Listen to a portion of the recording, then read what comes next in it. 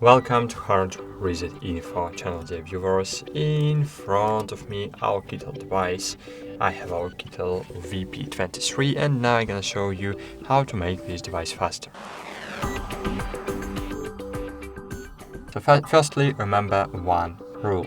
Never fill up your internal storage over the 70% threshold. As you can see, I have used only 23%.